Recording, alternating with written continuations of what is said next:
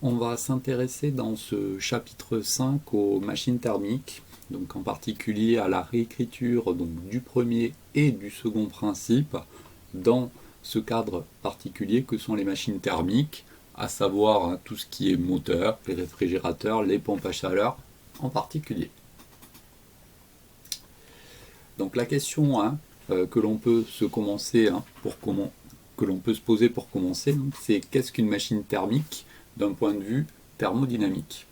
Bien, au niveau thermodynamique, eh bien, on va avoir un système, ça va être le fluide thermique. Donc là, attention, le système, ça ne va pas être la machine dans son intégralité, à savoir le réfrigérateur ou la pompe à chaleur ou le moteur, mais c'est le fluide thermique qui permet donc à la machine de fonctionner.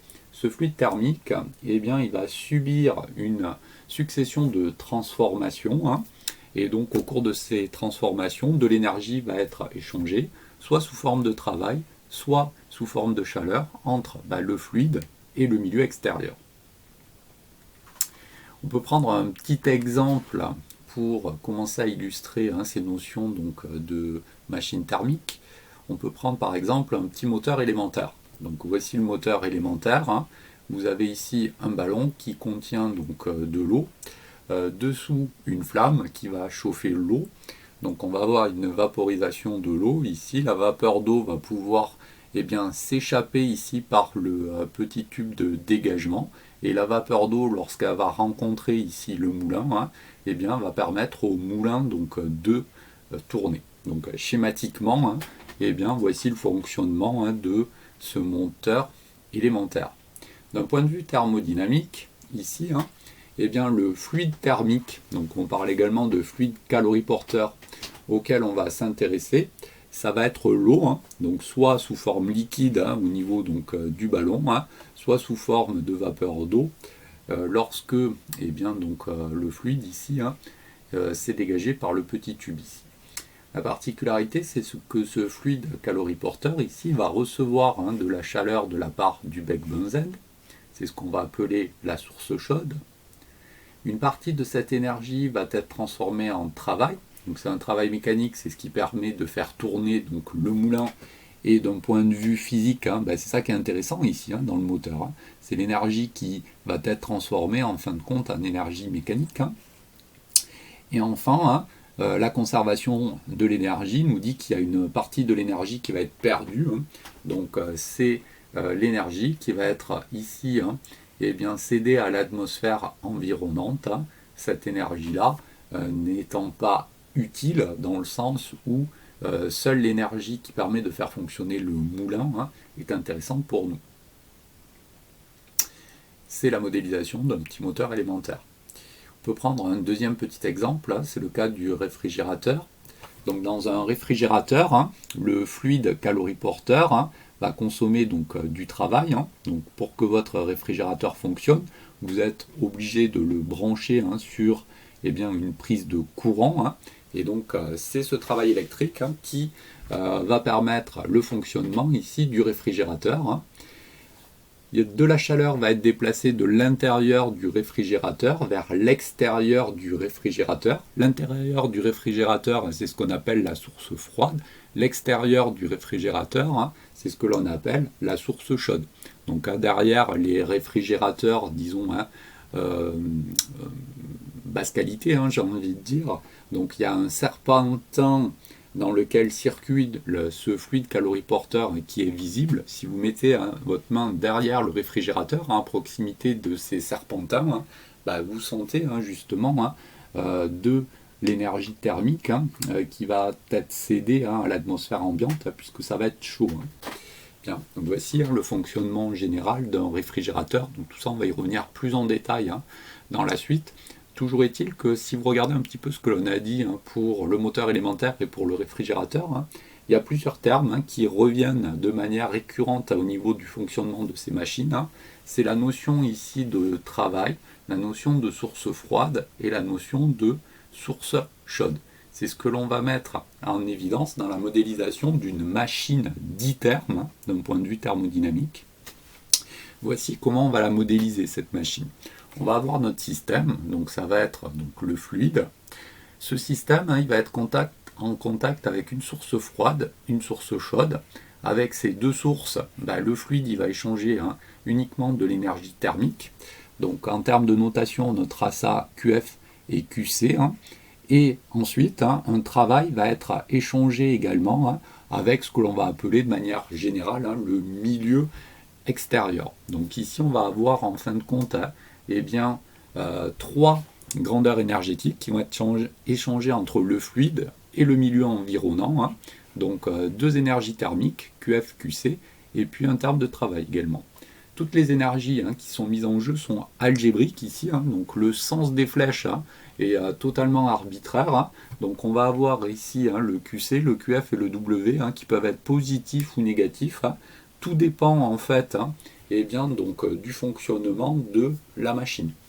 Et donc si je m'intéresse par exemple à QC, ça sera le transfert thermique reçu par le fluide caloriporteur de la part de la source chaude. Donc la source chaude, elle, sera à une température TC. On aura un terme analogue avec la source froide, où on a un transfert thermique qui est reçu par le fluide caloriporteur. Alors j'ai mis des guillemets, simplement parce que c'est reçu algébriquement. Donc si dans la machine considérée, le QC est positif, ça veut dire que le fluide reçoit effectivement de l'énergie thermique de la part de la source chaude. Si par cas le QC est négatif, à ce moment-là, ça veut dire que le fluide fournit de l'énergie thermique à la source chaude. Tout dépend en fait de la machine thermique qui est mise en jeu. Donc tout ça, on va regarder plus dans le détail les différents types de machines dans ce qui suit. Et pour le travail, ça sera exactement la même chose. On a un travail algébrique reçu par le fluide caloriporteur de la part du milieu extérieur.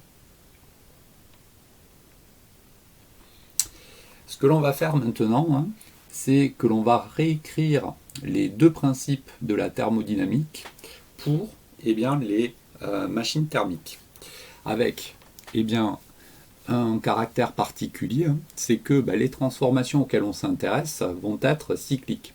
Si vous vous intéressez par exemple à un réfrigérateur, il y a un petit serpentin dans lequel le fluide caloriporteur va circuler, et donc ce fluide, il va décrire un chemin fermé, d'où le caractère cyclique des transformations. Et ça, d'un point de vue thermodynamique, c'est intéressant parce que lorsque on va s'intéresser à la transformation du fluide thermique au cours d'un cycle de transformation, on va avoir la variation d'énergie interne de ce fluide qui est nulle, ainsi que la variation d'entropie du fluide qui est nulle. Simplement parce que au cours d'un cycle donné, quand on va s'intéresser au fluide thermique de la machine, l'état initial sera le même que l'état final, puisqu'on est revenu exactement au même endroit d'un point de vue des variables d'état, et donc on aura U final qui est égal à U initial, pareil pour le terme anthropique, S final égale S initial.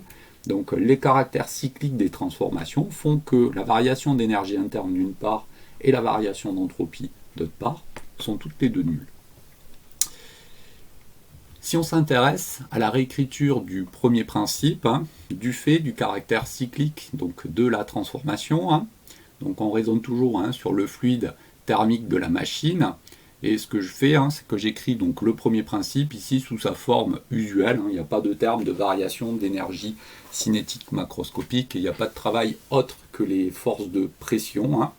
Donc on a simplement delta U égale W plus Q, sachant qu'il y a ici, dans la modélisation de la machine 10 termes, un terme de travail et deux termes de transfert thermique. Le transfert thermique qui est relatif ici à l'échange avec la source froide, et le terme de transfert thermique qui est relatif à l'échange avec la source chaude. On a une machine qui est 10 termes.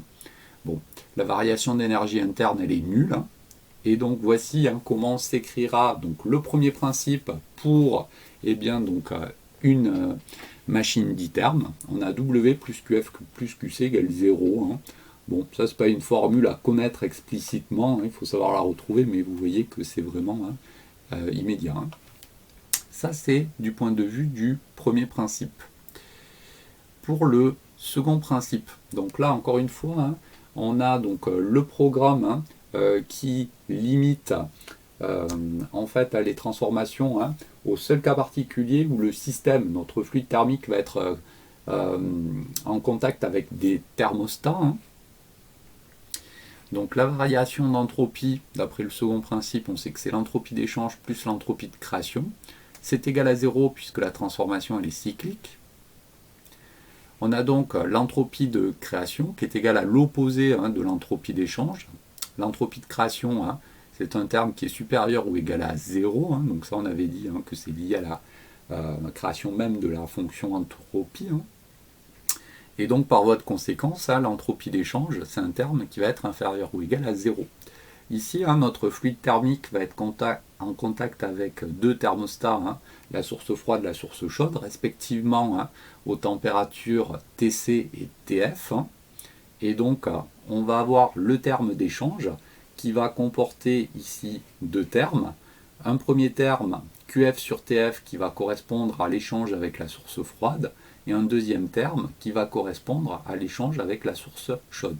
Et donc, lorsqu'on aura une machine ditherme, en fait, le second principe, on l'écrira sous la forme de l'inégalité qui est encadrée. Donc cette inégalité, c'est ce qu'on appelle l'inégalité de Clausius. L'inégalité de Clausius. Et donc c'est elle qui va traduire en fait le second principe pour les machines dithermes.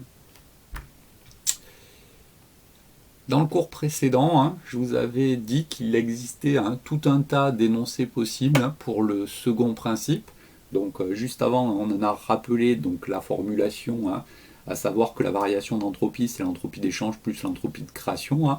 En fait, il existe des énoncés plus historiques en fait, du second principe, liés justement à l'utilisation de ce second principe de manière plus appliquée dans le cadre des machine ditherme en fait. Et un premier énoncé, c'est l'énoncé de Carnot. Donc l'énoncé de Carnot nous dit la chose suivante, à savoir que le rendement d'un moteur ditherme, il est maximal pour un fonctionnement réversible. Donc cet énoncé de Carnot, je le laisse en suspens un tout petit instant, simplement parce que on démontrera cet énoncé lorsque je présenterai le cycle de Carnot, juste un tout petit peu plus loin dans le cours, mais avant de faire ça, j'ai besoin d'introduire une ou deux petites définitions supplémentaires. Donc ça, c'est un premier énoncé historique du second principe. Il en existe d'autres. L'énoncé de Clausius, à savoir que la chaleur ne passe pas spontanément d'un corps froid vers un corps chaud. Donc ce qu'il faut comprendre par là, c'est que ici, dans cet énoncé, il y a un terme qui est important, c'est le terme spontanément en fait. Donc spontanément, ça veut dire tout seul. Donc lorsque on reprend en fait l'écriture du premier principe, W plus QF plus QC égale 0, si on se place dans le cas particulier d'une transformation spontanée, autrement dit, c'est sans intervention extérieure par l'intermédiaire d'un travail. Donc si je fixe arbitrairement ici le travail nul, on a QF plus QC égale 0 d'après le premier principe. Si je regarde ce qu'il en est du point de vue du second principe, on a QF sur TF plus QC sur TC inférieur ou égal à 0.